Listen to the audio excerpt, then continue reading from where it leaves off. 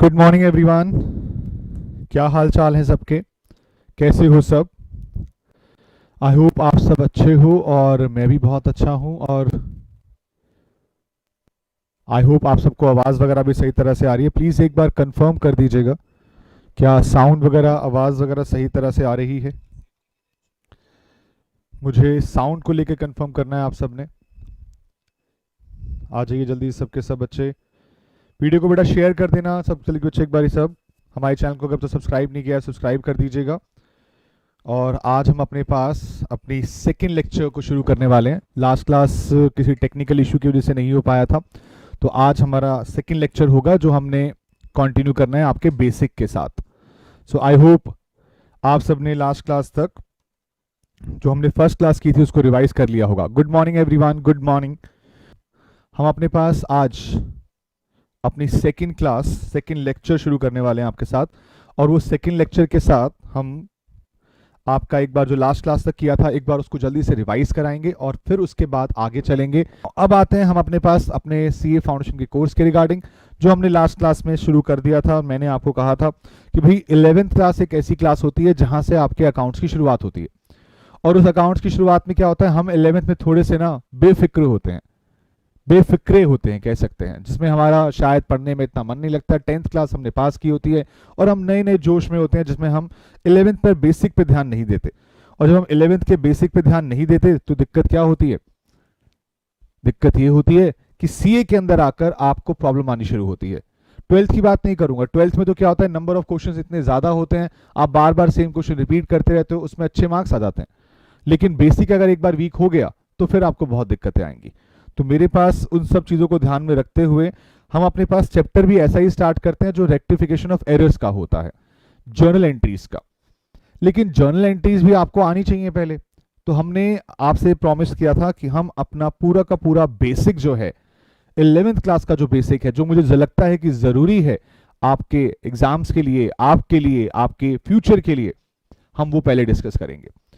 क्योंकि मेरा पढ़ाने का तरीका यह है कि पहले बच्चों को मैं क्या करूं, बेसिक्स प्रोवाइड कर दूं। अगर बेसिक्स प्रोवाइड हो गए ना तो इसके बाद फिर आपको दिक्कतें नहीं आएंगी। सो गाइस जल्दी से प्लीज वीडियो को शेयर भी कर दो, साथ चैनल को सब्सक्राइब कर देना अगर अब तक आपने नहीं किया है, तो मैं आपके साथ यहाँ डिस्कस कर लूंगा। बच्चों के डाउट क्या है अब तक देख लेते हैं। सर जून 21 के स्टूडेंट्स के लिए क्या अवेलेबल है? बेटा यस, जून 21 के स्टूडेंट्स आप देख सकते हैं, बेसिक्स तो आपके लिए भी अवेलेबल है। आराधना कह रही है सर पीडीएफ सेंड किए थे उसे पूरा पढ़ना है। हाँ बेटा बेसिक के लिए पूरा पढ़ना है, आपकी नॉलेज के लिए है। अगर आप कॉमर्स बैकग्राउंड से हो तो आप चीज़ें आपने पहले भी पढ़ रखी होंगी, अगर आप किसी और नॉन कॉमर्स बैकग्राउंड से हो तो आपको पूरा पढ़ना है बेटा। वो कोई दिक्कत आएगी तो आप हमसे डिस्कस कर सकते हैं, पूछ सकते हैं उसके बारे में। ऑल्दो मैं भी उसे क्लासेस के टाइम पे थोड़ा बहुत डिस्कस करना शुरू करूंगा आपके साथ। सो अगर मैं अकाउंटिंग की बात करूं तो अकाउंटिंग क्या थी? Accounting is an art of recording, classifying, summarizing in a significant manner in terms of money, transaction and events which are at least a part of financial character and interpret the results thereof। आप जो भी accounts बनाते हैं उनको record करते हैं, classify करते हैं, समराइज करते हैं और एक सिग्निफिकेंट मैनर में करते हैं, इन टर्म्स ऑफ मनी करते हैं, ट्रांजैक्शन और इवेंट होने जरूरी है और साथ साथ उनका फाइनेंशियल कैरेक्टर होना बहुत जरूरी है। And then impact the results, interpret the results thereof, उनका क्या रिजल्ट रहा। हम एक क्लास से दूसरी क्लास में आते हैं क्यों? एग्जाम देकर और एग्जाम से रिजल्ट पता चलता है, तब हम एक क्लास से दूसरी क्लास में प्रमोट होते हैं। तो हर चीज का रिजल्ट बहुत जरूरी है कि हमारा प्रमोशन हुआ या नहीं हुआ। इसी तरह से हर बिजनेस के अंदर भी आपको अकाउंट्स इसलिए बनाने हैं ताकि आपको पता चले कि आपके बिजनेस में प्रॉफिट हो रहा है या फिर लॉस हो रहा है। ठीक है जी। एक इवेंट है, इसके लिए हमने कुछ एग्जाम्पल भी देखे थे आपके साथ कि अगर मैं गुड्स परचेज करता हूं, गुड्स परचेज करने से चेयर्स आएंगी, चेयर्स के एग्जाम्पल था बेटा, और कैश जाएगा, तो इन दैट केस आपके लिए एक ट्रांजैक्शन है। रिसोर्सेज में चेंज आना जरूरी है। उसके बाद अगला पॉइंट क्या था? Cell of goods. 700 चेयर्स मैंने बेच दी हैं 700 रुपए के रेट से, तो आपके पास अब जो आया ये भी एक ट्रांजैक्शन है, पैसा आएगा, गुड्स जाएंगे। लेकिन जो अब 300 चेयर बच गई हैं आपके पास at the end of the year, in 300 chairs का वैल्यूएशन जो किया जा रहा है, ये वैल्यूएशन आपके लिए एक इवेंट की तरह कंसीडर होगा। और अगर मैं आपसे बोलूं कि आपने परचेज भी की और साथ साथ उसे अपने पास स्टॉक में भी रखा हो सेम डे के दिन, तो आपके पास ये एक आपका ट्रांजैक्शन कम इवेंट हो जाएगा। और मैंने आपसे कहा था मैं ये सारी बातें आपको क्यों बता रहा हूं, मैं इसलिए बता रहा हूं क्योंकि आपके एग्जाम के अंदर ट्रू फॉल्स आते हैं जो कि 12 मार्क्स के होते हैं।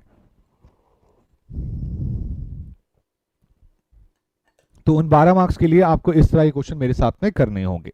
ठीक है जी। उसके बाद बेटा measuring in terms of money. First point क्या हुआ कि आपको क्या पता करना है, कौन सा ट्रांजैक्शन, कौन सा इवेंट है जो कि आप आइडेंटिफाई करके अपनी बुक्स में उन्हीं को लेकर आएंगे जो कि मेजर हो सकते हैं in money terms. Only money measure transactions and events will be recorded in books of account. अगर एक 10,000 स्क्वायर यार्ड लैंड है और कोई वैल्यू नहीं गिवन उसकी, तो आप उसे बुक्स में रिकॉर्ड कर पाएंगे? The answer is no. आप बुक्स में सिर्फ तभी रिकॉर्ड कर सकते हैं जब आपके पास उसकी वैल्यू गिवन हो। अगर वैल्यू गिवन नहीं है तो आप उसे रिकॉर्ड नहीं कर सकते। नेक्स्ट, उसके अलावा अगर आपके पास 5 कार हैं, वैल्यू नॉट गिवन है, तो नो रिकॉर्डिंग इज पॉसिबल। आपके पास कैश है 1 lakh rupees, recording is possible. Asset है worth rupees 70,000, recording is possible. तो only money items, money worth items या मनी मेजर्ड आइटम्स ही बुक्स ऑफ अकाउंट में रिकॉर्ड की जा सकती हैं। मैंने आपसे कहा था बार्टर सिस्टम हुआ करता था पहले। बार्टर सिस्टम क्या था कि आप एक्सचेंज ऑफ गुड्स करते थे, एक पर्सन दूसरे पर्सन को गुड्स एक्सचेंज कर रहा था, कोई कैश इन्वॉल्व नहीं था, तो ऐसी ट्रांजैक्शन को आप रिकॉर्ड नहीं कर पाएंगे। लेकिन अगर मैं आपको बता दूं कि जी ये चीज इतने की और ये चीज इतने की और उसके बदले में रिमेनिंग अमाउंट कैश में सेटल भी करूं, तो फिर वो मनी ट्रांजैक्शन हो गई। और अगर वो मनी ट्रांजैक्शन हो गई, मनी मेजर ट्रांजैक्शन हो गई, तो आप बुक्स में रिकॉर्ड कर सकते थे। तो हमारा ये 4th एग्जाम्पल ये भी था। और मैंने दोनों के एग्जाम्पल देके बताए थे कार के रिगार्डिंग की, कार इतने की है, कार इतने की रिकॉर्ड करेंगे। और जी हाँ, बस हमारा इतना ही हुआ था। और मैंने आपसे उस दिन जाते जाते इकोनॉमिक्स की क्लास जो होगी उसकी टाइमिंग बताकर आपकी क्लास को ओवर किया था और आपसे कहा था कि अगर आपके कोई डाउट वगैरह है तो वो आप इस नंबर पे कवर कर सकते हैं और आपको कोई नोट्स वोट्स चाहिए तो वो आपको उस नंबर पे मिल जाएंगे। सो गाइस, अब हम आगे बढ़ते हैं आपके साथ और आगे की बातें करते हैं। हाँ, एक और हमने पॉइंट कर रखा है, वैसे हम इसके बारे में भी डिस्कशन कर लें। हमने रिकॉर्डिंग कॉन्सेप्ट भी लिख लिया था। यस, हमारे पास 3 स्टेप थे। पहला 3 स्टेप मतलब कौन कौन से हो चुके हैं। पहला, आप क्या कर रहे हैं, सबसे पहले आप आइडेंटिफाई कर रहे हैं फाइनेंशियल ट्रांजैक्शन इवेंट्स को। फिर आप क्या कर रहे हैं, फिर आप कर रहे हैं उसका मनी मेजरमेंट। फिर थर्ड पॉइंट आया था क्या, कि आप करेंगे रिकॉर्डिंग। रिकॉर्डिंग करनी है, किस चीज की रिकॉर्डिंग करनी है? रिकॉर्डिंग करनी है आपको उन सारी ट्रांजैक्शन और इवेंट की जो मनी टर्म्स में मेजर हुए हैं। और ये रिकॉर्डिंग कहां होती है? ये रिकॉर्डिंग होती है जर्नल में। जर्नल क्या है? Original book of entry. Journal क्या है आपकी? Original book of entry. और ये जो ट्रांजैक्शन रिकॉर्ड होंगी ये क्रोनोलॉजिकल ऑर्डर में रिकॉर्ड होंगी। क्रोनोलॉजिकल ऑर्डर का मतलब जैसे जैसे ट्रांजैक्शन आती जाएंगी रिकॉर्ड करते जाएंगे। ऐसा नहीं है कि जो बाद में आई उसे पहले रिकॉर्ड किया, जो पहले आई उसे बाद में रिकॉर्ड किया, नहीं। क्रोनोलॉजिकल ऑर्डर का मतलब होता है कि आप जैसे जैसे ट्रांजैक्शन अकड़ होती जाएंगी आप उन्हें अपनी बुक्स ऑफ अकाउंट में रिकॉर्ड करते जाएंगे। बोलिए जी, यहां तक कोई दिक्कत तो नहीं? Good morning morning, good morning Harshada. So guys, यहां तक की बात को लेकर मैंने जर्नल को फर्दर सब डिवाइड किया था। जर्नल का भी सब डिवीजन होता है। कौन सा डिवीजन था जर्नल का? जर्नल का डिवीजन होता है, ये लीजिए, सब डिवीजन ऑफ जर्नल। हमने जर्नल को 2 पार्ट में डिवाइड किया था। पहला सब्सिडरी बुक्स, जिसका एक और नाम था स्पेशल पर्पस बुक। और आपके पास सेकंड पॉइंट क्या था? जर्नल प्रॉपर, जो आपके पास एक तरह से किस तरह से आने वाला है? जनरल जर्नल के नाम से। तो आपके पास 2 तरह की बुक्स अवेलेबल होती हैं, एक होती है सब्सिडरी बुक्स और एक होती है जर्नल प्रॉपर। और फिर मैंने आपको बताया इसमें कौन कौन सी बुक्स को आप कवर करते हो और इसमें क्या क्या चीजें रिकॉर्ड होती हैं, सब बातें मैंने आपको लिखवाई थी लास्ट क्लास में। कैश बुक, कैश बुक में single cash book, double column cash book, 3 column cash book, पेटी कैश बुक, हम ये सब करने वाले हैं, ये याद रखना। कैश बुक के अंदर क्या रिकॉर्ड होता है? It records all the transaction related to cash as well as bank.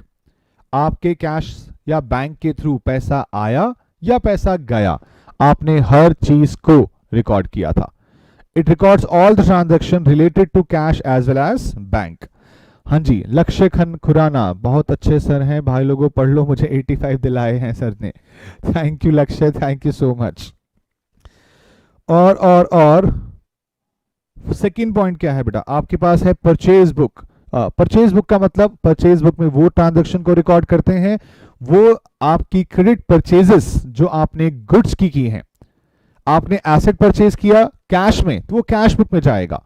अगर आपने एसेट परचेज किया क्रेडिट में, वो यहां रिकॉर्ड ही नहीं होगा, वो रिकॉर्ड होगा कहां पर, आपका एक और मैंने हेड बताया था, याद करो क्या बताया था, जर्नल प्रॉपर।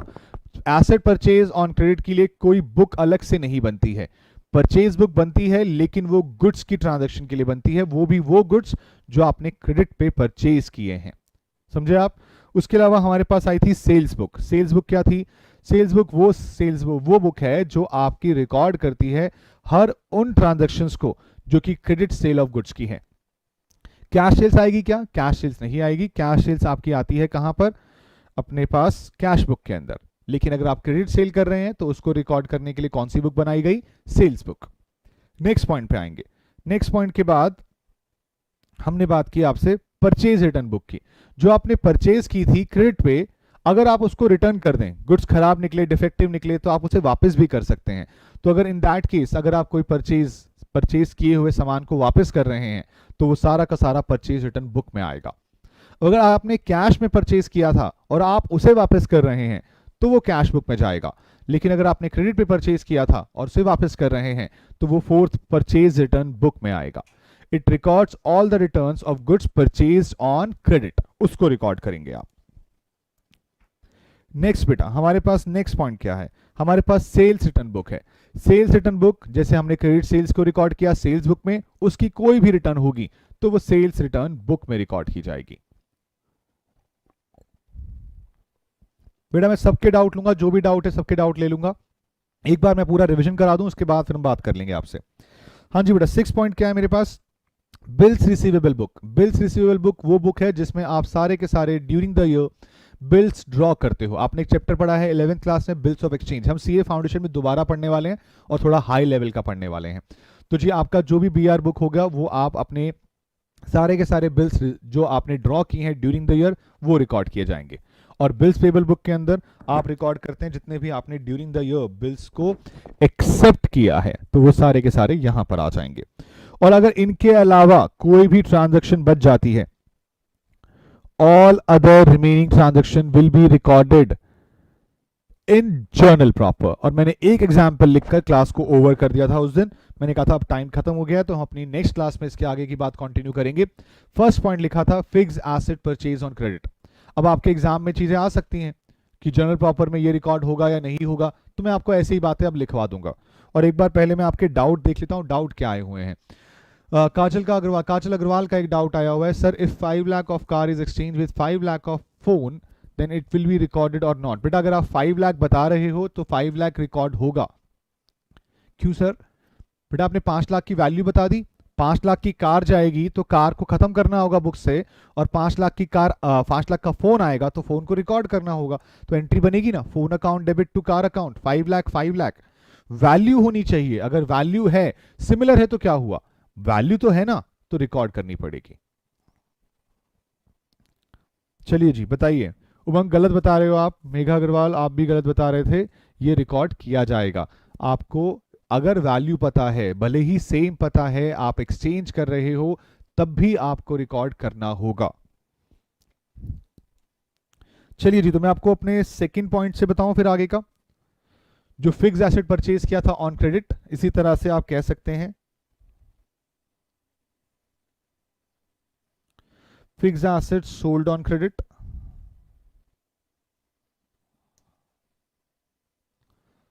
साथ साथ लिखते जाएंगे बेटा, साथ साथ लिखते जाएंगे। अगर आपने उस दिन लिख लिया था तो इसके आगे कंटिन्यू कर दीजिएगा। किसी की अगर फर्स्ट क्लास है तो गाइस प्लीज, फर्स्ट क्लास हमने ऑलरेडी अपलोड कर रखी है हमारे यूट्यूब चैनल के ऊपर। 3 मई की क्लास है सुबह 9 बजे की, आप उसको भी देख सकते हैं और आज वाली क्लास को भी देख सकते हैं। आज यहां से भी आगे का पार्ट समझ में आएगा आपको। बेटा डेप्रिसिएशन ऑन एसेट, देखो इसमें से ये जो मैं वर्ड लिख रहा हूं, ये सारी बातें इन बुक्स में नहीं आ सकती, इसीलिए यहां पर आ रही हैं। आई होप आपको ये बात क्लियर हो, ये बातें सारी इसमें नहीं आ सकती, इसीलिए यहां पर आ रही हैं। Depreciation on asset, fourth point की बात करूंगा। फिक्स्ड एसेट हो गया, फिक्स्ड एसेट क्रेडिट पे सेल का आ गया, परचेज का आ गया, डेप्रिसिएशन ऑन एसेट आ गया। आपके कुछ आउटस्टैंडिंग एक्सपेंसेस की एडजस्टमेंट हुई है। जितने भी आउटस्टैंडिंग एक्सपेंसेस हैं ये आपके यहां रिकॉर्ड होते हैं। फिफ्थ, किसी भी तरह के आपके अक्रूड इनकम्स यहां रिकॉर्ड होती हैं, अक्रूड इनकम्स। उसके अलावा आपकी कोई भी अर्न इनकम है, एडजस्टमेंट एंट्री, वो यहां रिकॉर्ड होती है। बिल्कुल बेसिक से लेके चलूंगा, ये जो अर्न के आगे मैंने एडजस्टमेंट एंट्री लिखा है ना, मैं इसका पॉइंट भी आपको डिटेल में समझाने वाला हूं। जिस वक्त मैं आपके बैलेंसेस को बताऊंगा, जर्नल एंट्रीज कराऊंगा, तो वहां पर अर्न इनकम एडजस्टमेंट एंट्री की बात होने वाली है। चलिए जी, सेवेंथ पॉइंट, आप यहां पर प्रीपेड एक्सपेंसेस की बात भी कर सकते हैं, लेकिन ये भी कौन सी एंट्री की, एडजस्टमेंट एंट्रीज की। नॉर्मल एंट्री की करोगे ना, उसमें कैश इन्वॉल्व होता है, वो आपके कैश बुक में चला जाएगा, लेकिन एडजस्टमेंट एंट्री के अंदर कैश इन्वॉल्व नहीं होता, तो ये यहां पर रिकॉर्ड होगा। Eighth, all other adjustment entries, all other adjustment entries, जैसे कि interest on capital, interest on drawings, जो भी ट्रांजैक्शन ईयर एंड पे होती थी एज एडजस्टमेंट, वो आपके लिए एडजस्टमेंट एंट्री है और वो जर्नल प्रॉपर में रिकॉर्ड की जाएगी। उसके अलावा क्लोजिंग एंट्रीज, अपने बुक्स ऑफ अकाउंट को क्लोज करते थे, प्रॉफिट एंड लॉस में ट्रांसफर करते थे, ट्रेडिंग में ट्रांसफर करते थे, तो वो सारी ट्रांजैक्शन भी आपके क्लोजिंग एंट्रीज के नाम से शो की जाएंगी। 10th, ओपनिंग एंट्रीज, आप नेक्स्ट ईयर में अपने अकाउंट्स को कैरी फॉरवर्ड कर कर अपने नई जर्नल एंट्रीज को पास करते थे। क्लोजिंग एंट्रीज लास्ट में ईयर एंड को क्लोज करने के लिए, ओपनिंग एंट्रीज नेक्स्ट ईयर में उसको कैरी फॉरवर्ड कर कर ओपन करने के लिए, तो ये ओपनिंग एंट्रीज भी यहां पर आती हैं। अब फिक्र मत करिएगा, जो मैं लिखवा रहा हूं ये सारी बातें हमारी डिस्कस होंगी। ओपनिंग एंट्री क्या होती है, क्लोजिंग एंट्री क्या होती है, ये सारी चीजें आपकी वैल्यू की जाएंगी, सबको सब बताया जाएगा। वैल्यूएशन ऑफ गुडविल बेटा ऑब्वियस सी बात है, इवेंट है, ना कोई आता है ना कुछ जाता है, कोई फाइनेंशियल रिसोर्सेज में चेंज नहीं होता। और अगर आप एक जानते हो तो काजल, गुडविल को वैल्यू कर सकते हैं, लेकिन उसको बुक्स ऑफ अकाउंट में सिर्फ तभी रिकॉर्ड कर सकते हैं जब आप उसे परचेज करें, तो परचेज ऑफ गुडविल आपके लिए ट्रांजैक्शन बनेगी, लेकिन वैल्यूएशन ऑफ गुडविल आपके लिए ट्रांजैक्शन नहीं बनेगी। सो गाइज, यहां तक का आपने नोट कर लिया। मेरा थर्ड स्टेप रिकॉर्डिंग का खत्म हो चुका है, मैं आपको फोर्थ स्टेप पे लेके आ रहा हूं। फोर्थ स्टेप था मेरा रिकॉर्डिंग के बाद क्लासिफिकेशन। लीजिए बेटा सब,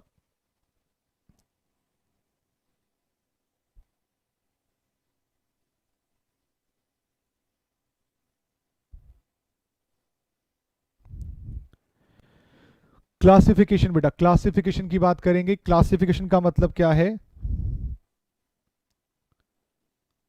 पोस्टिंग ऑफ जर्नल एंट्री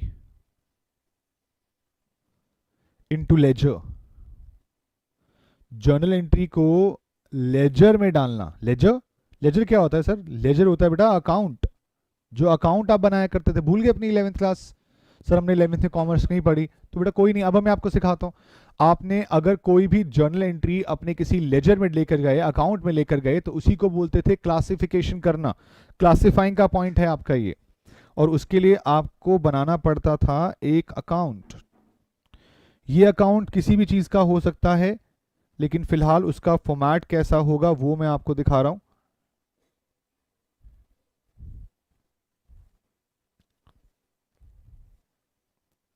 ये लीजिएगा, ध्यान से देखिएगा। तो जी इसमें आता था आपका date, particulars, journal folio, amount, date, particulars, journal folio और अमाउंट। ऑल्दो इसमें से काम के हमारे लिए मुश्किल से 2 ही 3 कॉलम ही होते हैं, लेकिन बनाने पड़ते हैं। और यहां पर ये क्या बेटा, डेबिट और ये क्रेडिट। अच्छा, शायद आप में से काफी बच्चों को ये चीज पता ही ना हो, मुझे बताइएगा बहुत ध्यान से। डेबिट जो होता है उसका फुल फॉर्म क्या होता है, और क्रेडिट जो होता है उसका फुल फॉर्म क्या होता है, जल्दी बताइएगा प्लीज। तो फिलहाल के लिए बेटा यहां पर date,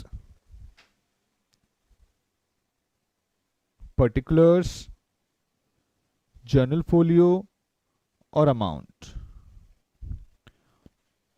date, particulars, journal folio और अमाउंट। हो सकता है आप में से किसी बच्चे को जर्नल एंट्री तो करनी आती हो लेकिन लेजर में पोस्ट करना ना आता हो, तो मैं आपको अभी एग्जाम्पल के थ्रू बता दूंगा इस चीज को कि जर्नल एंट्रीज को लेजर में कैसे पोस्ट करते हैं, इसमें बैलेंस कैरी डाउन कैसे निकालते हैं। ठीक है जी।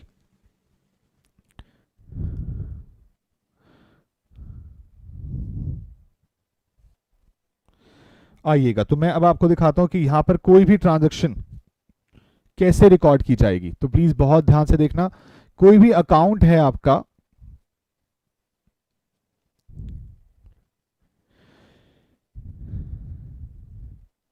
तो अगर कोई भी ट्रांजैक्शन यहां रिकॉर्ड की जा रही है या पोस्ट की जा रही है, पोस्टिंग ट्रांजैक्शन इस साइड, अगर आपने इस साइड ट्रांजैक्शन को डाला, इस अमाउंट में लिखा, तो इसका मतलब आपने ट्रांजैक्शन को डेबिट कर दिया है इस अकाउंट के अंदर। और अगर आपने पोस्टिंग ऑफ ट्रांजैक्शन इस साइड डाला, देखो इस लाइन के बाद ना, यहां इस लाइन के बाद ये दो हिस्से हो जाते हैं, ये पहला हिस्सा, ये दूसरा हिस्सा। पोस्टिंग ऑफ ट्रांजैक्शन ये इधर आया तो ये क्रेडिट हो गया, तो पोस्टिंग ऑफ ट्रांजैक्शन आपके लिए यहां क्रेडिट बोला जाएगा। तो कोई डेबिट में आएगा, कोई क्रेडिट में आएगा। हाँ जी, अलग अलग नाम आ रहे हैं, अलग अलग रीजन आ रहे हैं। देखो बड़ा ही सिंपल सा वर्ड है, बड़ा ही सिंपल तरीके से बोलूंगा। आप जब बोलते हैं ना वर्ड डेबिट और क्रेडिट, तो काफी बच्चों को लगता है सर CR फॉर क्रेडिट हो गया, और डेबिट में DR तो है ही नहीं। अब इसको अलग अलग तरीके से बोलते हैं। फॉर एग्जाम्पल कोई डेबरी बोल रहा है, कोई क्रेडरी बोल रहा है। यस, कनिका ने बोला debit records and credit records, सबसे बेस्ट डेबिट रिकॉर्ड्स। तो DR stands for debit records, DR, और क्रेडिट के लिए क्रेडिट रिकॉर्ड्स, CR। तो आपके दोनों के दोनों कवर किए गए, डेबिट रिकॉर्ड्स DR के पॉइंट ऑफ व्यू से, क्रेडिट रिकॉर्ड CR के पॉइंट ऑफ व्यू से। ऑल्दो ये आपके डेबिटो और क्रेडिटो वर्ड से लिए गए हैं, लेकिन पॉइंट इज कि हमें इसको सिंपल डेबिट रिकॉर्ड्स और क्रेडिट रिकॉर्ड्स के नाम से याद रखना है। सिंपल डेबिट क्रेडिट से शॉर्ट फॉर्म नहीं बनी है, डेबिट रिकॉर्ड्स और क्रेडिट रिकॉर्ड से शॉर्ट फॉर्म बनी है, और इसके बेसिस पर ये अकाउंट जो है आपका क्लोज हो जाएगा। तो अगर कोई ट्रांजैक्शन डेबिट में डालनी है या क्रेडिट में डालनी है, ये उसकी जर्नल एंट्री पे डिपेंड करता है कि जर्नल एंट्री क्या है। तो मैंने आपको फॉर्मेट बनवा दिया, इस फॉर्मेट के अंदर पोस्टिंग कैसे की जाएगी मैं आपको अभी एक ट्रांजैक्शन से सिखाने वाला हूं, और आप सब उस ट्रांजैक्शन के बेसिस से मुझे बताएंगे कि ये ट्रांजैक्शन कैसे हुई है। ठीक है, सो गाइज आई होप आपने नोट कर लिया होगा, नहीं भी किया है तो आपके पास ये वीडियो अवेलेबल रहेगी, तो आप उसे आसानी से नोट कर पाएंगे। तो जी मैं आपको बड़ा सिंपल सा पॉइंट बोलता हूं, पहली ट्रांजैक्शन बोलता हूं, एक जर्नल बोल रहा हूं। सर जर्नल तो हमें अभी आती नहीं, बेटा मैं सिखाऊंगा, बट मैं एक सिंपल सी एंट्री लिख रहा हूं, मैं आपको जर्नल के पूरे रूल सिखाने वाला हूं, तो बेफिक्र होकर रहिएगा। यहां पर जर्नल में लिखेंगे बेटा क्या, goods sold to Ajay for cash ₹10,000। बोलिए बेटा, आप मुझे बताइए इसकी जर्नल एंट्री क्या होगी। जितने भी बच्चे ऑनलाइन हैं सब ये बताइए इसकी जर्नल एंट्री क्या होगी। Goods sold to Ajay for ₹10,000 cash में, एंट्री बोलिए जर्नल एंट्री क्या होगी। जर्नल एंट्री आपने सही बताई तो फिर लेजर पे पोस्टिंग करना आसान होगा।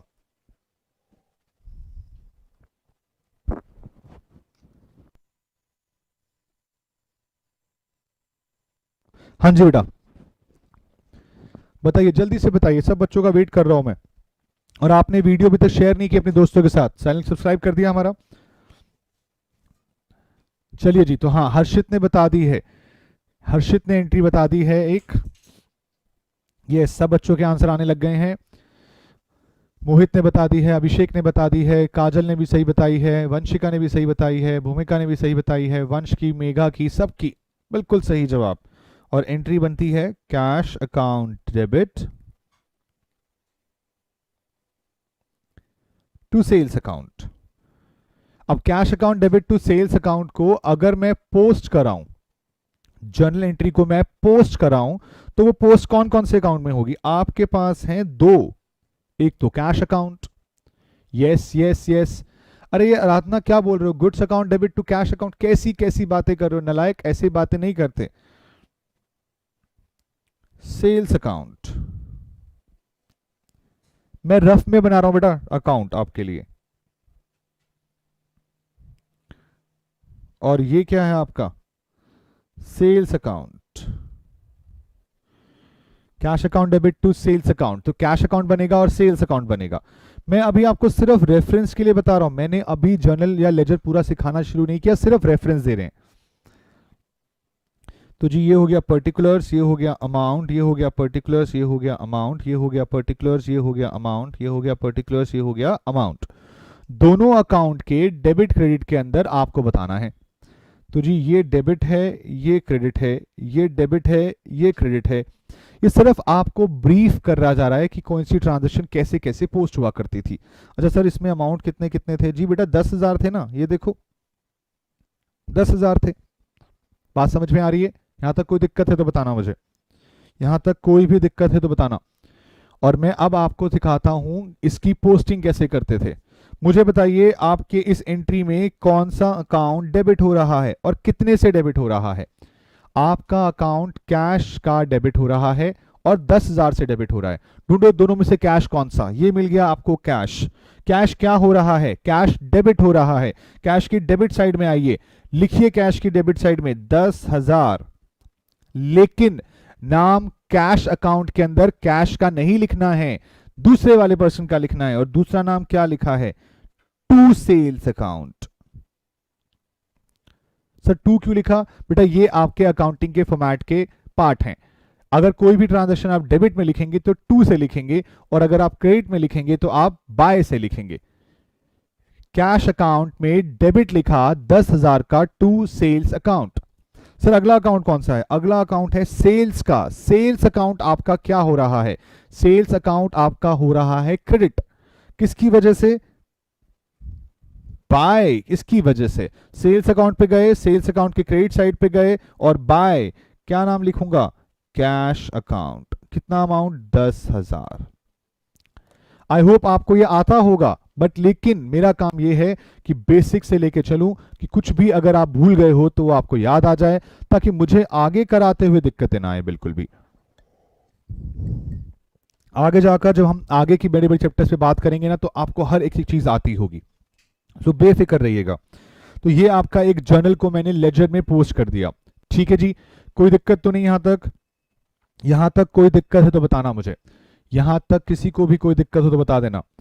और अब मेरी एंट्री में हेल्प करेंगे, सब बच्चे हेल्प करेंगे। मैं आपके सामने एक एंट्री लेके आ रहा हूं और आप सब मुझे बता देंगे, मुझे पता है।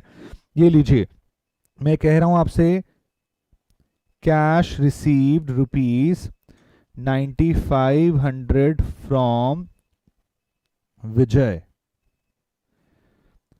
इन फुल सेटलमेंट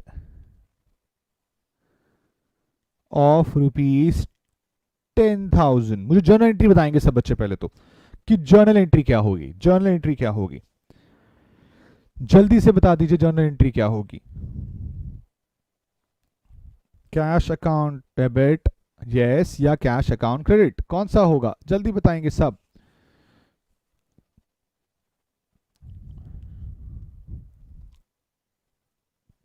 हाँ जी हाँ जी हाँ जी हाँ जी, जल्दी बोलिए जल्दी बोलिए।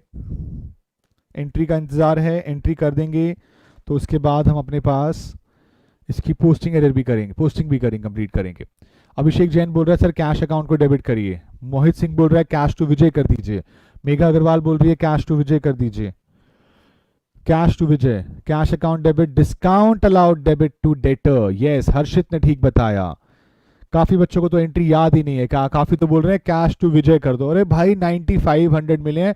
नंदिनी गलत एंट्री बता रहे हो बेटा। नंदिनी नहीं, सॉरी, कौन गलत बता रहा था? दिव्यांश। नंदिनी ने ठीक बताया है, वंश ने भी ठीक बताया है, और ये हमारे द त्रिलोक जो हैं इन्होंने गलत बताया है। तनु ने ठीक बताया है, वंशिका ने ठीक बताया है, प्रशांत ने गलत बताया है, साहिल ने भी गलत बताया है, और अभिषेक ने ठीक बताया, बिल्कुल एंट्री अमाउंट के साथ लिख दिया, very good.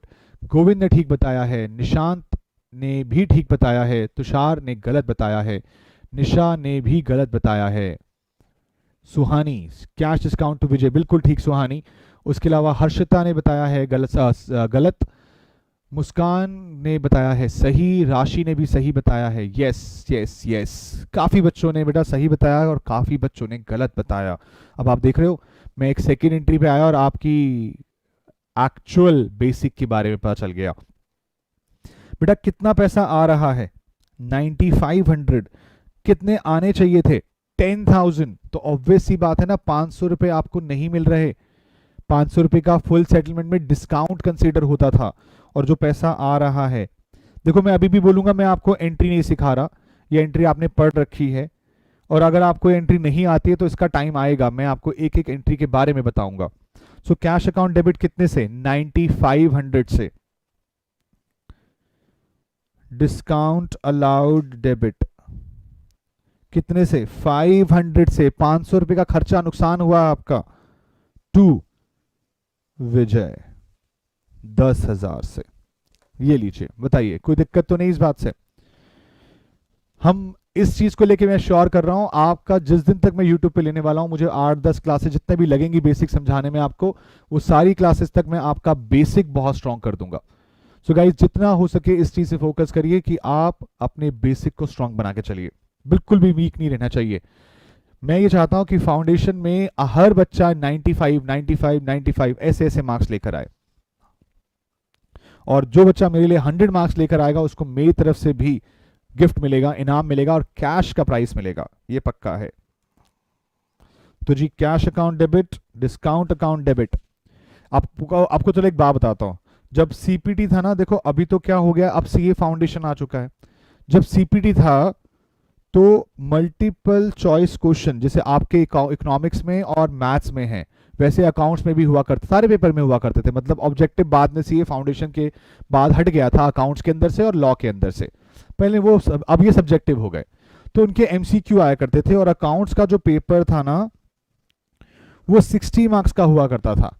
And one of my student Dhruv, उसने 60 मार्क्स स्कोर किए 60 मार्क्स, और मैंने उसको पता है कितना कैश प्राइस दिया 21,000 का। आपके पास भी मौका है, 100% मार्क्स लाने पर मेरी तरफ से कैश प्राइस है पक्का। अब आप बताओ कौन कौन मेरे साथ ये डन करने को तैयार है कि सर हम 100 मार्क्स लेकर आएंगे, हम 100% मार्क्स लेकर आएंगे।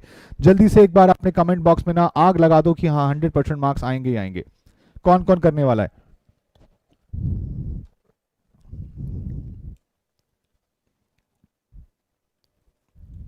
लो जी, अब इसके बाद हमें इस जर्नल एंट्री को पोस्ट भी करना है, तो हमें कितने अकाउंट बनाने होंगे? अब हमें 2 बनाने होंगे या 3 बनाने होंगे? 3 अकाउंट की इन्वॉल्वमेंट है, किस किस की? कैश की, डिस्काउंट की, विजय की। कैश की, डिस्काउंट की और विजय की। कैश, डिस्काउंट, विजय, तो 3 अकाउंट बनने वाले हैं। आइए 3 अकाउंट बनाना शुरू करते हैं। तो जी कैश अकाउंट, ये देखिए बच्चे ट्राई करने के लिए बोल रहे हैं, वेरी गुड बेटा। तनु कह रही है सर ट्राई करेंगे पक्का, वंशिका ने ट्राई करके पीछे हट गई लग रहा है मुझे तो और उसके बाद वंश भी कह रहा है कि मैं ट्राई करूंगा पूरा, वेरी गुड जी वेरी गुड। नंदिनी भी कह रही है I will try my best. Harshita लेके आएगी, very good. Ashish Jain, very good बेटा। ये कॉन्फिडेंस ही चाहिए, आप कोशिश करिए। और मैं बड़ा अच्छा एग्जाम्पल देता हूं इस चीज का। हम जो प्लानिंग करते हैं, मैं एक बार मेरी बात को ध्यान से सुनना, ये आप सबके लिए बहुत जरूरी है एक चीज को समझना। आपके अभी 12th के एग्जाम होंगे या नहीं होंगे, पता नहीं क्या पोजीशन होगी, लेकिन आपके पॉइंट ऑफ व्यू से मैं एक बात बताता हूं, बहुत ध्यान से मेरी बात को सुनना। जो हर बच्चा होता है ना 12th क्लास का, हर बच्चा होता है 12th क्लास का, वो ये प्लानिंग करता है कि वो 90% 12th क्लास में लेकर आएगा। 12th क्लास में 95% मार्क्स लेकर आएगा, 90%, 95%। लेकिन जब एक्चुअल रिजल्ट आता है,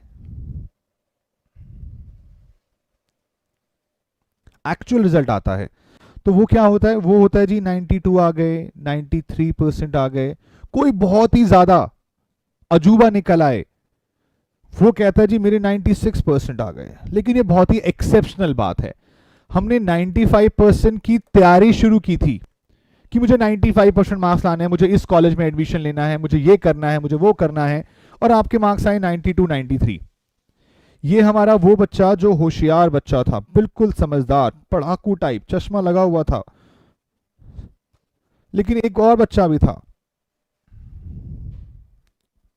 जो बिल्कुल कूल, हेयर स्टाइल देखो क्या स्टाइलिश है, और गॉगल्स भी देखो बिल्कुल कबीर सिंह वाले, बिल्कुल स्मार्ट। बट उसका टारगेट क्या था? अरे भाई 55% 50% मार्क्स आ जाएं बहुत है, मैं पास हो जाऊंगा, पापा का बिजनेस है वो चलाऊंगा, कोई दिक्कत की बात नहीं है। और फिर जो एक्चुअल रिजल्ट आता है जी, इसके आए जी 40% मार्क्स। तो इसका मतलब क्या हुआ कि जो आप टारगेट ले रहे हो उस टारगेट से थोड़ा सा नीचे रहते हो, उस टारगेट से थोड़ा सा नीचे रहते हो, मतलब 92 93 थोड़ा बहुत सा नीचे। क्योंकि पता है आपने जो मेहनत की ना वो अपने 95% की, आपने अपने पूरे एफर्ट 95% के लिए डाले। और इतना आप जानते हैं जितने की हम मेहनत करते हैं उतना तो भगवान हमें बहुत ही रेयर देता है, थोड़ा बहुत कम देता है। हाँ, किसी पे अच्छी किस्मत हो भगवान की तो जी उसको अच्छे मिल जाते हैं, लेकिन मोस्टली क्या होता है कि हम जितना भी एक्सपेक्ट करते हैं उससे कम ही हमें मिलता है। इसने 95 एक्सपेक्ट किया, इसको मिला 92 93। इसने 55 एक्सपेक्ट किया, इसको मिला 40। और मैं आपको बोलूं, एक और बच्चा जिसने बिल्कुल पढ़ाई नहीं की, वो उम्मीद कर रहा था कि मैं क्या हो जाऊं, मैं सिर्फ पास हो जाऊं, और पास हो जाऊंगा तो मैं तो लड्डू बांटूंगा, मिठाइयां बांटूंगा सबके अंदर। लेकिन वो बेचारा हो जाता है फेल, क्योंकि पता है इसने मेहनत ही पास होने वाली की होगी, जितनी मेहनत करोगे उससे कम थोड़ा सा रिजल्ट मिलेगा। तो इसीलिए अपना टारगेट ये देख के चलो, इन तीनों के टारगेट से समझना आज, अगर आपका टारगेट छोटा है तो रिजल्ट उससे भी कम आएगा। अगर आपका टारगेट बड़ा है, आपकी सोच के भी बड़ा है, तो आपका रिजल्ट उसके पास पहुंचेगा। मैं आपको क्यों बोल रहा हूं कि 100 मार्क्स लाने हैं? 100 मार्क्स लाने के लिए सोचोगे तो 100 के लिए मेहनत करोगे, ये कसम खा लो कि हाँ सर 100 मार्क्स लाएंगे, और 100 के लिए मेहनत करेंगे। जब आप 100 के लिए मेहनत करेंगे तब 95 पहुंचेंगे। तो सर 100 लाने के लिए क्या करना होगा बेटा? फिर 120 150 का सोचना पड़ेगा, 120 150 की मेहनत करनी पड़ेगी। और बड़ी सिंपल सी बात है, ज्यादा पाने के लिए ज्यादा मेहनत चाहिए। जो माइंड में कहता है जी मुझे 10-20 हजार रुपए महीने की सैलरी मिल जाए, मेरा काम चल जाएगा, तो वो उतनी ही मेहनत करेगा, उतनी ही पढ़ाई करेगा, उतने ही एफर्ट्स डालेगा। लेकिन जो कहता है जी मैं सीए बनूंगा, मैं 5 लाख रुपए महीना कमाऊंगा, तो 5 लाख महीना बनने के लिए आप भीड़ से अलग होने वाले हो, आप एक्सेप्शनल बनने वाले हो। हर चीज आपको पता है, आपकी नॉलेज इतनी अच्छी है कि दुनिया आपसे पूछने आती है।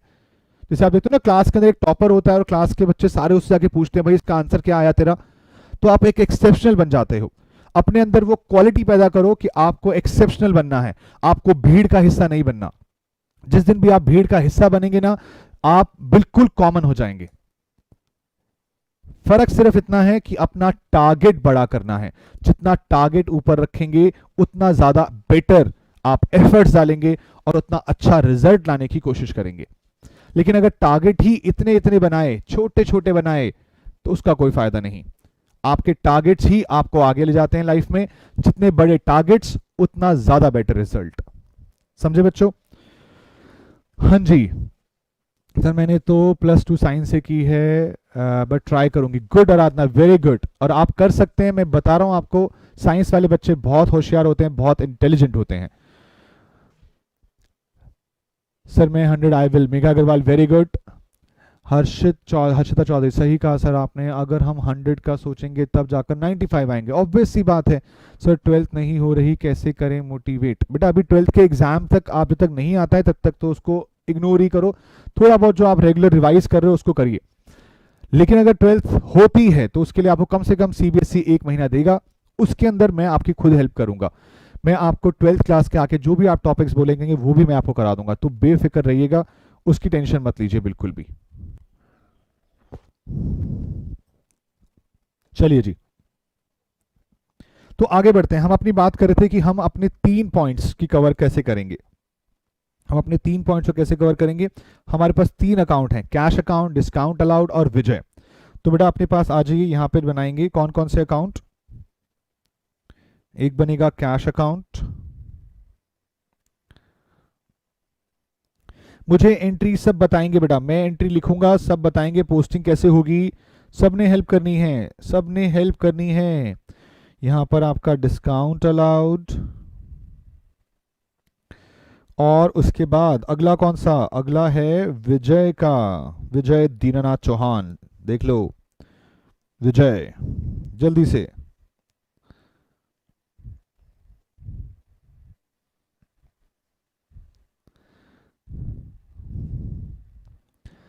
हाँ जी, कॉमर्स वाले भी होशियार होते हैं। देखा, ये तुम्हारे अंदर की नेगेटिविटी है। मैंने बोला साइंस वाले होशियार होते हैं, तुम्हें लगा कॉमर्स वाले गधे होते होंगे, इसका मतलब मैंने ये बोला कभी? मैंने बोला ही नहीं।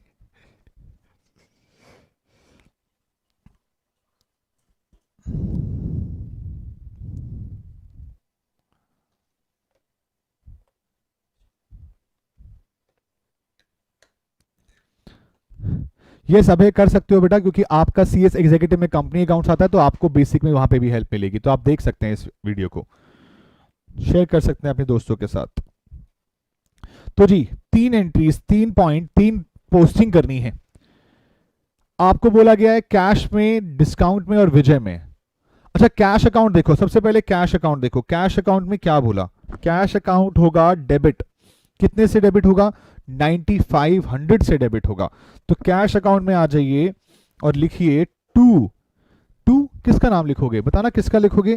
कैश अकाउंट डेबिट जो हो रहा है वो विजय की वजह से हो रहा है, तो कैश अकाउंट में डेबिट साइड लिखोगे 9500, लेकिन नाम किसका आएगा? विजय का आएगा। कैश अकाउंट में डेबिट साइड विजय आएगा 9500 से। सर इसके बाद और कौन है बेटा? इसके बाद देखो अगला अकाउंट किसका था? अगला अकाउंट था विजय डिस्काउंट अलाउड का। डिस्काउंट अलाउड भी डेबिट हो रहा है कितने से? 500 से, और उसके होने का रीजन है विजय। आ जाइए अपने पास, ये लीजिए डिस्काउंट अलाउड में लिखिए 2, विजय कितना? 500 रुपए। सर दो दो जगह आएगा? हाँ दो दो जगह आएगा। मैं अभी आपको इस एंट्री को कंप्लीट करके एक बात बताने वाला हूं, बहुत ध्यान सुनना, बिल्कुल लगे रहना, जुड़े रहना, बिल्कुल जाने का नहीं। क्लासेस चलेंगी आपकी ऑनलाइन, 5-10 क्लासेस चलेंगी ऑनलाइन, यूट्यूब पे अवेलेबल है फ्री ऑफ कॉस्ट। बिल्कुल बेसिक में ऐसा कर दो कि आपके अंदर से ना खून में आपको लगे कि बेसिक भरा हुआ है। बेसिक की बेसिक चाहिए बस, जितना अच्छा बेसिक उतना बेस्ट आपका रिजल्ट। और जी विजय विजय विजय विजय क्या हो रहा है? विजय हो रहा है क्रेडिट, कितने से? 10,000। लेकिन 10,000 में नाम किसका लिखूं? कैश का लिखूं या डिस्काउंट अलाउड का लिखूं? बोलो जल्दी से बताओ, किस किस का लिखूं, किस किस का लिखूं? कैश का में यहां पर विजय के अकाउंट में क्रेडिट करना है, नाम किसका लिखूं? सिर्फ कैश का लिखूं, सिर्फ डिस्काउंट अलाउड का लिखूं, या दोनों के लिखूं? जल्दी से बता दो फटाफट। यस, तनु ने बता दिया है, तनु ने बता दिया है आंसर, मेगा ने भी बता दिया आंसर। दोनों को लिखेंगे, यस। बाय कैश पता कितने से लिखेंगे? 9500 से लिखेंगे कैश। और जो आपका बाकी वाला बैलेंस था वो डिस्काउंट अलाउड के नाम से आएगा, कितना? 500 रुपए। कैश प्लस डिस्काउंट, यस दोनों आएंगे, दोनों से लिखेंगे कैश प्लस डिस्काउंट। किसी को कोई डाउट हो तो बताना मुझे। लो जी, तो मैंने आपकी दोनों जर्नल एंट्रीज को पोस्ट कर दिया लेजर के अंदर। ये था आपका लेजर। लेजर समझ में आया आपको? लेजर कैसे बन रहे हैं, डेबिट कैसे आ रहा है, क्रेडिट कैसे आ रहा है, हर एक एक चीज आपको बताई जा रही है। और फिर इनके बैलेंस को क्लोज कर देते हैं, अकाउंट के बैलेंस निकाल देते हैं, बैलेंसिंग कर देते हैं। ये सब भी लेजर का ही पार्ट होता है। लेकिन सर हमें कुछ और बता रहे थे आप। हाँ जी, मैं बता रहा था आपको।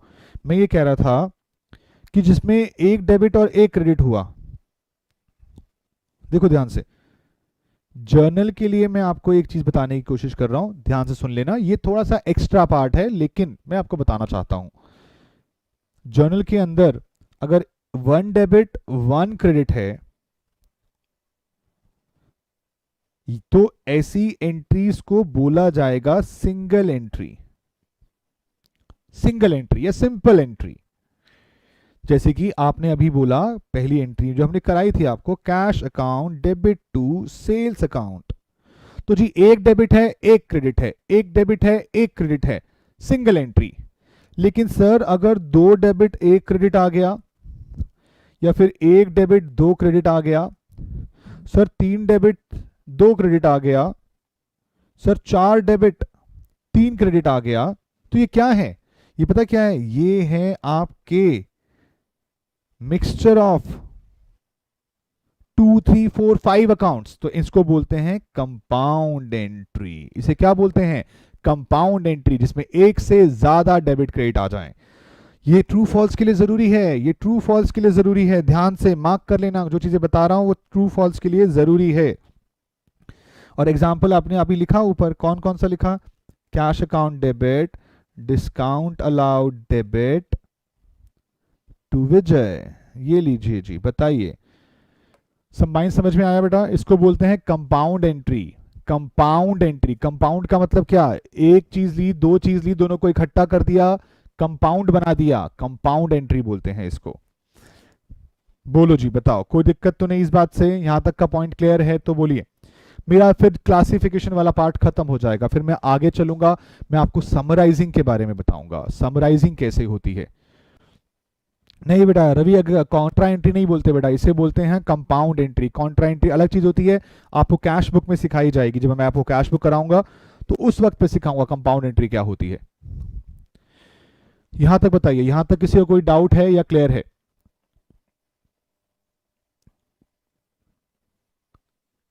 चलें आगे। चलो जी, गुड। आप सबका यहां तक आई होप का कोई भी डाउट है तो मुझे आप मैसेज कर दीजिए। अब हम आगे बढ़ेंगे, इसके आगे की बातें करेंगे। मैं अपना अगला स्टेप आपके सामने लेके आ रहा हूं। मैंने अब तक आपको कितने स्टेप बता दिए हैं? हम अपने पास जो प्रोसेस पढ़ रहे थे, प्रोसेस का 4th स्टेप क्लासिफिकेशन हमारा हो चुका है। अब मेरे पास आएगा 5th स्टेप समराइजिंग का, समरी बनाना का। लीजिए बेटा, समराइजिंग हमारा 5th स्टेप क्या है?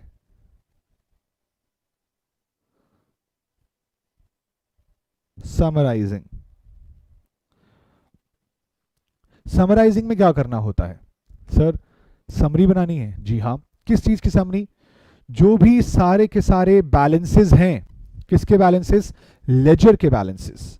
जितने भी आपके लेजर के बैलेंसेस हैं, वो सारे के सारे लेजर बैलेंस आपको अब लेकर जाने हैं। पता है कहां पर? ट्रायल बैलेंस के अंदर। हमारा 5th स्टेप जो समराइजिंग है, समराइजिंग कहता है कि all the balance of, all the closing balance of ledger accounts will be transfer to या will be shown in trial balance. ये लिख लीजिए,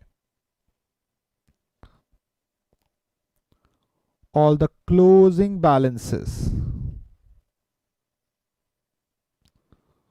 of all ledgers will be shown in trial balance. Trial balance, trial balance क्या है? Trial balance एक statement की तरह है। ट्रायल बैलेंस एक स्टेटमेंट की तरह है जो सारे के सारे लेजर अकाउंट्स के बैलेंसेस को दिखाएगा। कैसे बनता है सर? अरे बेटा इतनी बार तो बनाया आपने, भूल गए क्या? सर भूल गए, याद नहीं आ रहा। कोई नहीं बेटा, ये लो, हम हैं ना तुम्हारे साथ, बेफिक्र रहो। आपको अच्छे मार्क्स दिलाना मेरी गारंटी, आपको अच्छे मार्क्स दिलाना मेरी गारंटी। आप बस पढ़ने पे ध्यान दीजिए। ये लीजिए बेटा, ट्रायल बैलेंस। ये ट्रायल बैलेंस जो बनता है ये एक पर्टिकुलर डेट पे होता है जी। ये 31 मार्च 21 को है, 31 मार्च 21 को है।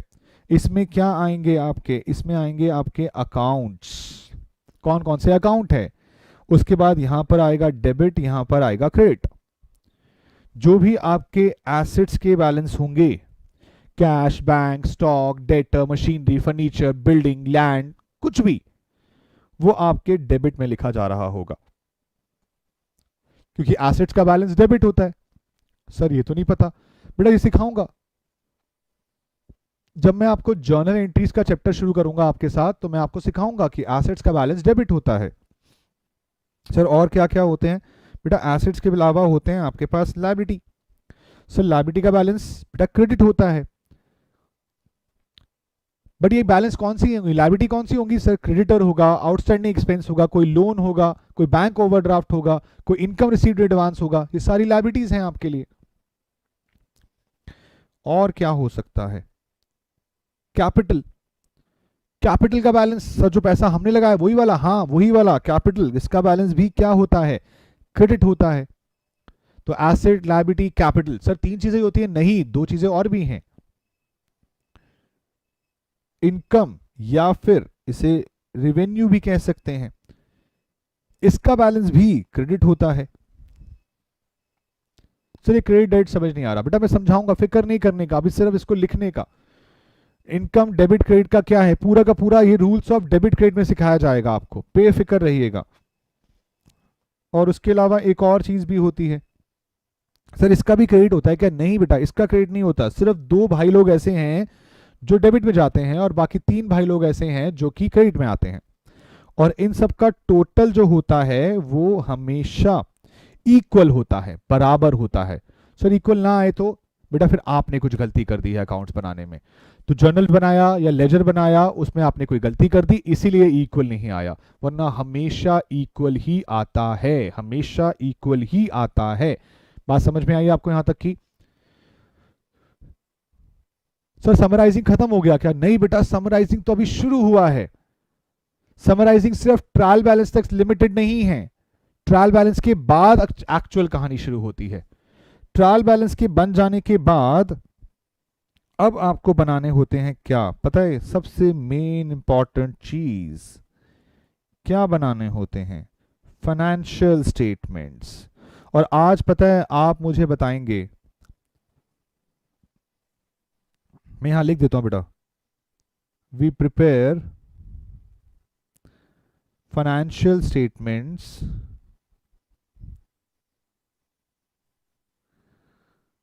with the help of trial balance.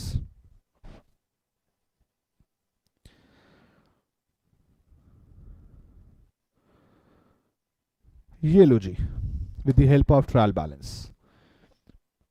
ये मैं ऊपर से एरो लेके आ रहा हूं, आपके ट्रायल बैलेंस को यूज करके हम इस पे फाइनेंशियल स्टेटमेंट बनाने वाले हैं।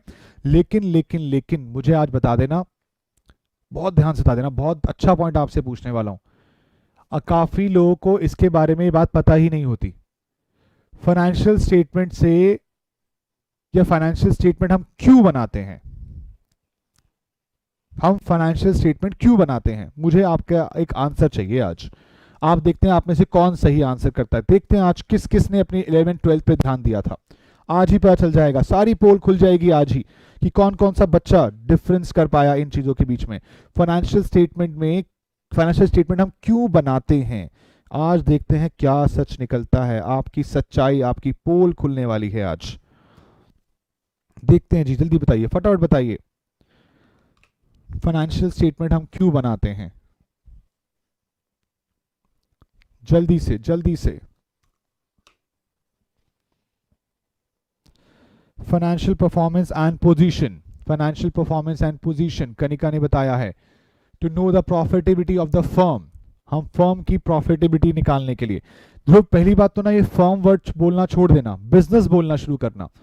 To find out actual profit and loss of company, company नहीं, सिर्फ कंपनी क्यों बोला आपने, बिजनेस बोलना चाहिए, business. To see the financial position of the business. Abhishek ji क्या सिर्फ फाइनेंशियल पोजीशन? तो लोग क्या कह रहे हैं, प्रॉफिट एंड लॉस पता लगाने के लिए। टू जज the performance of the company, profit और लॉस। तुषार टू प्रॉफिट और लॉस को जानने के लिए। To know about financial position of firm, फिर से फर्म, बिजनेस की सिचुएशन को देखने के लिए। To know the actual position of business, to know financial position of and performance. Yes Nandini, very good. To find profit और loss, to know financial position of the business, to know profitability and financial position, very good Ashish Jain. Sir at the year end हम tally करते हैं financial statements. To know financial position of business, to know financial statements of company, to know the financial position, income and position, to know financial position and to rectify errors. For intra-firm and inter-firm comparison, to know about the operating profit and net profit, this helps end users to hold the economic interest in different firms. काजल तो बहुत ज़्यादा detail में ले गई इन चीज़ों को, but उतना नहीं जाना है अभी। To know cash flow and financial statement of firms. To know cash flow and financial statement. Vidhi Vidhi Vidhi क्या बोल रहे हो, फाइनेंशियल पोजीशन बोलना चाहते थे। Financial position of business and to show the outsider and for the comparison we prepare financial statement to know the profitability and financial performance and position of business. Ansh Ansh बेटा profitability और financial performance एक ही चीज हो जाती है। हाँ जी, तो बेटा अब मैं आपको बोलता हूं, काफी बच्चों ने सही जवाब दिया, सिर्फ एक चीज पता लगाना गलत है, फाइनेंशियल परफॉर्मेंस नहीं सिर्फ, फाइनेंशियल पोजीशन नहीं सिर्फ, दोनों चीजें। फाइनेंशियल स्टेटमेंट बेटा होती कौन कौन सी है आपको ये पता है? ये लीजिए मैं लिख देता हूं यहां पर, we prepare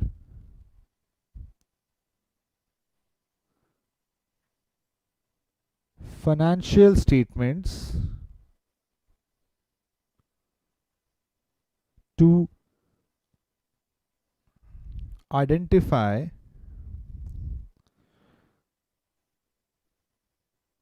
financial performance and financial position। तो दोनों चीजें चाहिए मुझे, फाइनेंशियल परफॉर्मेंस भी चाहिए मुझे, फाइनेंशियल पोजीशन भी चाहिए। सर पता कैसे चलती हैं? पता चलती है बेटा दो तरीके से। पहला तरीका, आपको बनानी होती हैं इनकम स्टेटमेंट्स। आपको क्या बनानी होती हैं? Income statement. और दूसरी आपको क्या बनानी होती है? Position statement. इनकम स्टेटमेंट और पोजीशन स्टेटमेंट, इनकम स्टेटमेंट और पोजीशन स्टेटमेंट। यहां बात को उठाकर डाल लो अच्छे से दिमाग के अंदर, ये बात भूलनी नहीं चाहिए। चार्टर्ड अकाउंटेंट बनना है आप लोगों ने, कोई 11th-12th पास वाला स्टूडेंट काम नहीं करेगा ये। चार्टर्ड अकाउंटेंट के दो वर्ड तब मिलते हैं जब आपके पास एक्सपर्ट नॉलेज होती है, और जो आप पढ़ रहे हो आप उसे ही भूल जाते हो। बिल्कुल नहीं भूलना, इसको यहां पर अच्छे से याद कर लीजिए, समझ लीजिए। इनकम स्टेटमेंट्स और पोजीशन स्टेटमेंट्स। अब इनकम स्टेटमेंट क्या करता है? It helps to calculate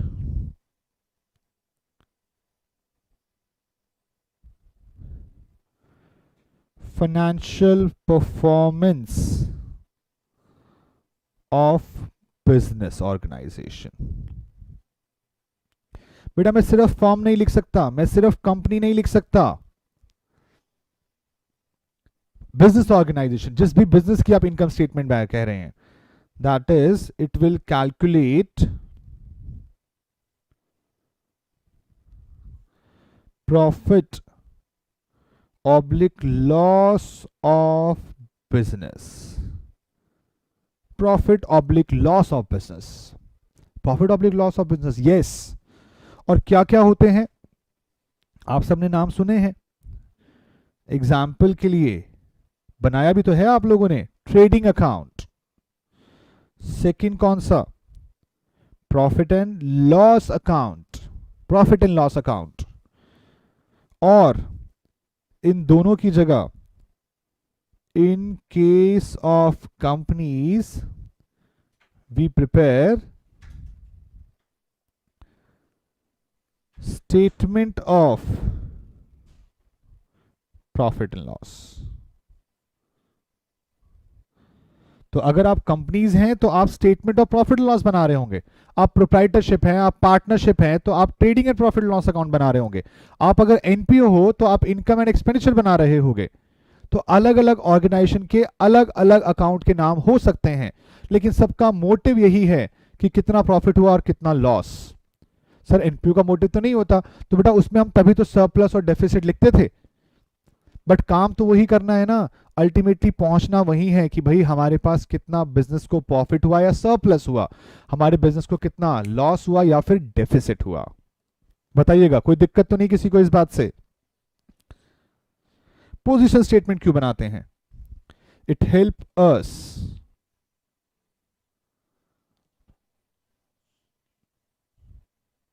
to calculate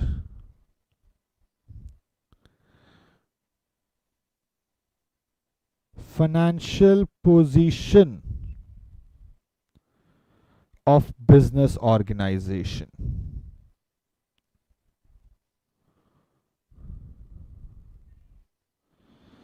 That is, it will provide information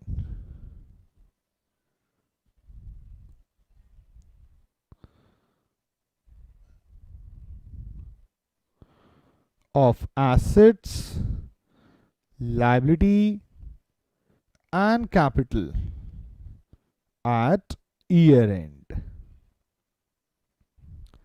it will provide, आपको क्या क्या प्रोवाइड करने वाले हैं, एसेट के बारे में बताएंगे, लायबिलिटीज के बारे में बताएंगे, कैपिटल के बारे में बताएंगे, लेकिन बताएंगे कब, ईयर एंड पे। रोज बैलेंस शीट नहीं बनती है, वो बनती है 31 मार्च, बैलेंस शीट डेट के दिन, बैलेंस शीट डेट के दिन, यस। और यहां पर आप जो बनाते हैं वो आपकी बैलेंस शीट है। सर बैलेंस शीट है, कंपनी केस में क्या बनाते हैं बेटा, कंपनी केस में भी बैलेंस शीट बनाते हैं। सर फिर फर्क क्या होता है, बट फर्क ये होता है कि दोनों के फॉर्मेट अलग होते हैं। जो एक बैलेंस शीट बनती है जो आप बनाते आए हो आज तक, वो एक टी शेप वाली बैलेंस शीट जिसमें लायबिलिटीज, कैपिटल और एसेट आते हैं, एक normal T shape balance sheet. और एक जो कंपनीज के लिए बनती है, इन केस ऑफ कंपनीज,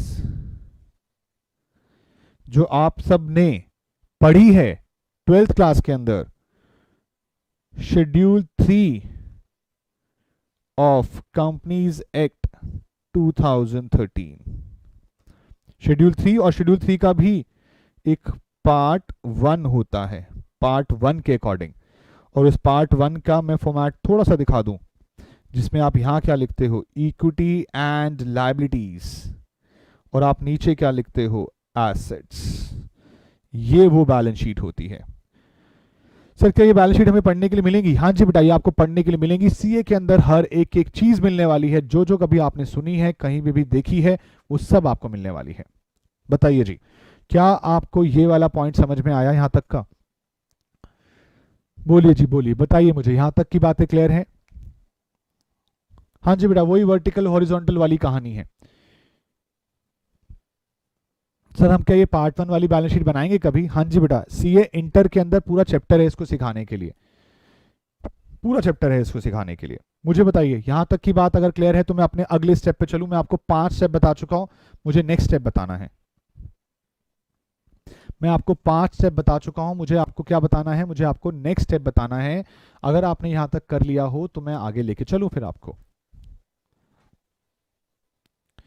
और जिन बच्चों का भी नवंबर 21 अटेम्प्ट है, ध्यान से सुन लीजिए, ये जो मैंने आज आपको कराया, ये वाला काम आपको आज नोट के थ्रू मिलेगा। एक नोट आपको लास्ट क्लास मिल गए होंगे, एक नोट्स आपको आज शाम तक मिलेंगे। और उसको लेने के लिए जिन बच्चों का भी नवंबर 21 अटेम्प्ट है, उन सब बच्चों ने मैसेज करना है इस नंबर पर इन नोट्स के लिए। जो मैंने आपको आज लिखवाया, इसको थ्योरेटिकल वे में आपको दिया जाएगा, और उसके लिए आपको ये नंबर पर मैसेज करना है, अपना नाम बताना है, अपना अटेम्प्ट लिखना है, नाम और अटेम्प्ट, ठीक है जी। तो ये नंबर 9311282052, आपको ये वाले नोट्स वहां मिल जाएंगे। लो जी, यहां पे आ जाइए अगले पॉइंट पे। तो फाइनेंशियल स्टेटमेंट वाला पार्ट पूरा हो गया। तो फाइनेंशियल स्टेटमेंट में सिर्फ 2 ही चीजें बनती हैं बेटा। पहली बात तो ट्रायल बैलेंस तो बनना ही बनना है, वहां पे सारे के सारे बैलेंसेस आते हैं, और उनकी हेल्प से आप फाइनेंशियल स्टेटमेंट बनाते हैं। 2 चीजें, इनकम स्टेटमेंट और पोजीशन स्टेटमेंट। इनकम स्टेटमेंट आपको हेल्प करेगा टू कैलकुलेट फाइनेंशियल परफॉर्मेंस, और पोजीशन स्टेटमेंट आपको हेल्प करेगा to calculate financial position. Financial performance का मतलब होता है प्रॉफिट और लॉस कैलकुलेट करना, और फाइनेंशियल पोजीशन का मतलब होता है बिजनेस की नेटवर्थ, एसेट, लायबिलिटी, कैपिटल के बारे में पता करना। कौन कौन से अकाउंट बनते हैं, कैसे कैसे फॉर्मेट बनते हैं, ये सब भी मैंने आपको एग्जाम्पल वे में बता दिया है।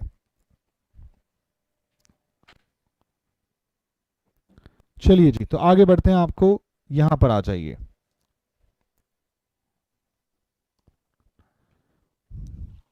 सर उस नोट्स को भी नोट करना बेटा, उन नोट्स को आपने पढ़ना है। जो आपको दिक्कत लगे आप मुझसे नेक्स्ट क्लास में पूछ सकते हैं। नेक्स्ट क्लास सुबह 9 बजे होगी। 6 पॉइंट बेटा, एनालिसिस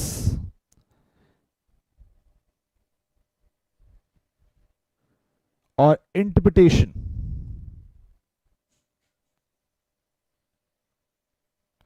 एनालिसिस एंड इंटरप्रेट करना, एनालाइज करना, इंटरप्रेट करना, उससे रिजल्ट आइडेंटिफाई करना। एनालाइज का मतलब, एनालिसिस पढ़ी थी ना 12th क्लास में, एक बुक थी आपकी, तो जो बच्चे अभी भी 12th में हैं उनकी तो अभी भी होगी। एनालिसिस की एक 12th क्लास में बुक थी जिसने आपको टूल्स दिए फॉर, कौन कौन से टूल्स दिए for analysis of financial statement. अगर आपको अपने फाइनेंशियल स्टेटमेंट को एनालाइज करना है, अगर आपको अपने फाइनेंशियल स्टेटमेंट को एनालाइज करना है तो कौन कौन से टूल दिए गए थे आपको? आपको दिए गए थे comparative and common size statements, आपको दिए गए थे अकाउंटिंग रेशियोज, आपको दिया गया है कैश फ्लो स्टेटमेंट। तो ये तीन चीजें ऐसी होती हैं जो आपको हेल्प करती हैं एनालिसिस करने में। क्या करने में? एनालाइज करने में कि आपकी फाइनेंशियल स्टेटमेंट की क्या पोजीशन है। मैं आपको एक छोटा सा एग्जांपल देके आज की बात बता रहा हूं, आपको ध्यान से देखिएगा बेटा। ये है सेल्स, इधर मैं लिखता हूं थोड़ा सा साइड करके, ध्यान से देखना बेटा। ईयर 1 ये है सेल्स, मैंने 10 लाख का सामान बेचा, मेरी कॉस्ट इनकर्ड हुई 7 लाख रुपए, मैंने कमाया 3 लाख रुपए, मेरा प्रॉफिट आ गया, मेरा 3 लाख का प्रॉफिट आ गया। उसके बाद ईयर 2 मेरी सेल हो गई डबल, बिल्कुल डबल, 20 लाख रुपए, मेरा खर्चा हो गया 15 लाख रुपए, मेरा प्रॉफिट आया 5 लाख रुपए। आप बताइए आपका प्रॉफिट बढ़ा है या नहीं बढ़ा? इंक्रीज हुआ या नहीं हुआ? 3 लाख से 5 लाख हुआ या नहीं हुआ? क्या आपके बिजनेस में ग्रोथ आई या नहीं आई? आपकी परफॉर्मेंस बेटर हुई या नहीं हुई? आप मुझे बताएंगे जल्दी से, जल्दी जल्दी बताइए बेटा। 3 लाख से 5 लाख का प्रॉफिट आपका हो चुका है, क्या आपके बिजनेस में आपको ग्रोथ मिली है या नहीं मिली है? ये बतानी है आपने बात। आपको आपके बिजनेस में ग्रोथ मिली है या नहीं मिली है? जल्दी बता दो फटाफट फटाफट। आपके बिजनेस में ग्रोथ आई या नहीं आई? जितने भी बच्चे लाइव हैं चैनल को सब्सक्राइब करे बिना मत जाना, वीडियो को शेयर जरूर करना अपने दोस्तों के साथ, और जितना हो सके वीडियो को लाइक जरूर करिएगा। मुझे बेसिक बताने में बहुत हेल्प मिलती है जब आप हमें जितना भी प्रमोट करते हैं, हमें हेल्प करते हैं, हमें अप्रिशिएट करते हैं, अपना अप्रिसिएशन जरूर दीजिएगा। सर प्रॉफिट बढ़ा बट परसेंटेज डिक्रीज हुई है, प्रॉफिट बढ़ा पर परसेंटेज डिक्रीज हुई है। देखो अगर आप ध्यान से देख रहे हो तो जी ये चीज 10 लाख से 20 लाख हुई, यानी कि डबल। पता है अब आप क्या कर रहे हो? आप एनालाइज कर रहे हो कि भाई क्या चेंज आया, क्या कंपैरिजन कर सकते हैं। बट ये 7 लाख से 15 लाख, जी मोर देन डबल। इसका मतलब इसमें एफिशिएंटली काम नहीं हुआ। एक्चुअली में ये 7 लाख की जगह यहां पर 14 लाख होना चाहिए था। कितना होना चाहिए था? 14 लाख होना चाहिए था। और प्रॉफिट भी 3 लाख की जगह कितना होना चाहिए था? 6 लाख होना चाहिए था। प्रॉफिट भी डबल होना चाहिए था, सेल डबल तो प्रॉफिट भी डबल होना चाहिए था। ऑल्दो बहुत सारे रीजन हो सकते हैं इसके डबल ना होने के, लेकिन पॉइंट इज कि आप कंपैरिजन करके एनालाइज कर रहे हो कि आपकी फाइनेंशियल परफॉर्मेंस जो है वो बेटर हुई या नहीं हुई। प्रॉफिट ज्यादा होना फाइनेंशियल परफॉर्मेंस बेटर होना नहीं होता। जितना हो सकता था उतना हुआ या नहीं हुआ, या उससे बेटर होता। मैं कहता जी आपने 7 लाख कमाया, फिर मैं कहता जी आपकी फाइनल परफॉर्मेंस बेटर हुई है। और अगर आप अपनी प्रॉफिट रेशियो निकालते हैं तो जी 3 लाख अपॉन 10 लाख इंटू 100, ये लीजिए कितना हुआ? 30%। और अगर मैं यहां की बात करूं तो 5 लाख अपॉन 20 लाख इंटू 100 करूं तो कितना हुआ? 25%। तो आप खुद देखिए आपकी प्रॉफिट रेशियो डाउन गई है। तो कहां से फाइनेंशियल परफॉर्मेंस बेटर हुई? ये एक वन ऑफ द मेथड है आपके पास आइडेंटिफाई करने का, क्लासिफाई करने का कि भाई आपने अपना प्रॉफिट अर्न किया बेटर या नहीं किया। तो फाइनेंशियल परफॉर्मेंस को एनालाइज करना होता है, फाइनेंशियल पोजीशन को एनालाइज करना होता है। और एनालाइज करने के लिए आपके पास कौन कौन से तरीके हैं? आपके पास कंपैरेटिव है, कॉमन साइज स्टेटमेंट्स हैं, आपके पास अकाउंटिंग रेशियोज हैं, आपके पास कैश फ्लो स्टेटमेंट्स हैं। ये सब क्या है? आपके पास सिस्टम आइडेंटिफाई करने के कि भाई आपने एनालिसिस सही तरह से किया या नहीं किया। और एक और चीज जो हमारे पास है, इंटरप्रेट क्या? आइडेंटिफाई।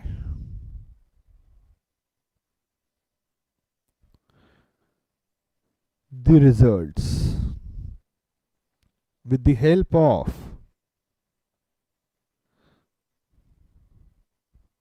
financial statement